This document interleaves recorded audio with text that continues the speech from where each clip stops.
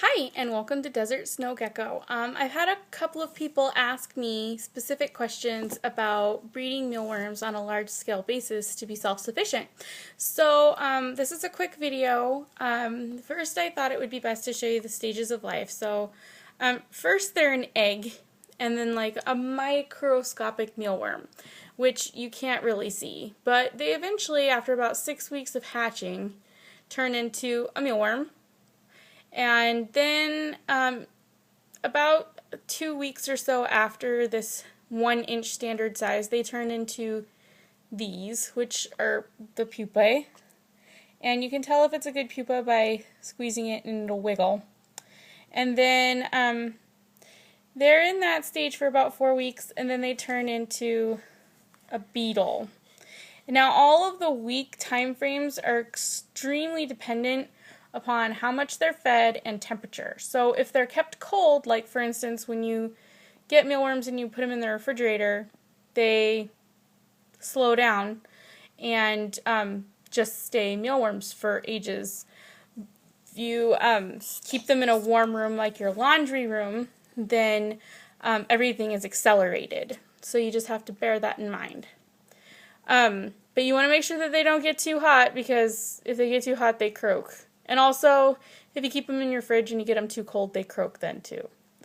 So it's actually really super duper easy. How I do it is you can actually, for small scale breeding, just keep them all in one container like this. But if you're doing large scale, it's easier to separate.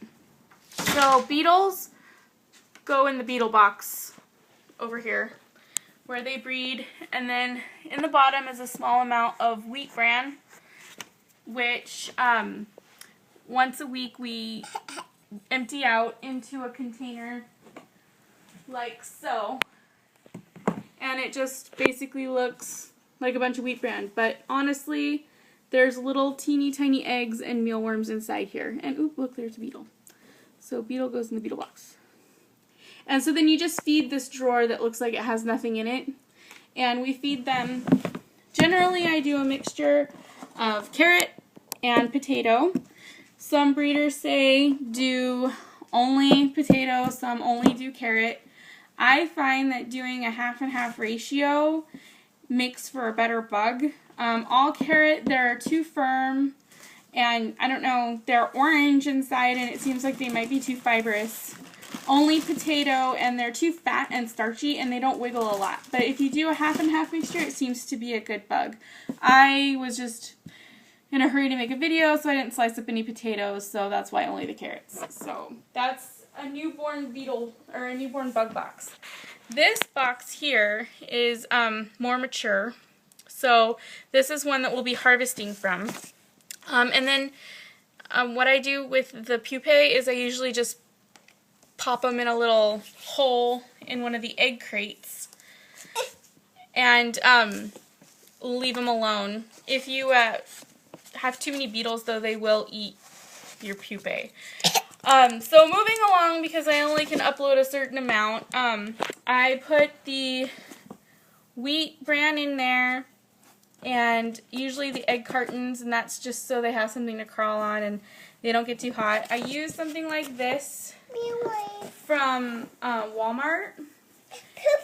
And once a week, usually on Sunday, today on Saturday for videoing purposes, I sift through the mess and then just collect everything that's there into what I call my feeding bucket. And then I just go through all the drawers that appear to be mature enough that will yield a larger harvest. Any beetles are put in the beetle box, and pupa are put in the beetle box in a certain cup.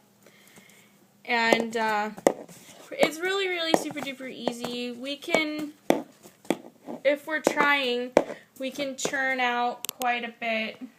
It's enough to feed all of our geckos, and we have some pigs. We try to keep 10% of everything back, so that way we can keep ourselves going. But you can see there's quite a lot of beetles in there, and they've eaten all their potatoes and carrots. it's all completely gone. And we do it once a week, so that's pretty much how I do it. We have 5 containers, and we rotate through them.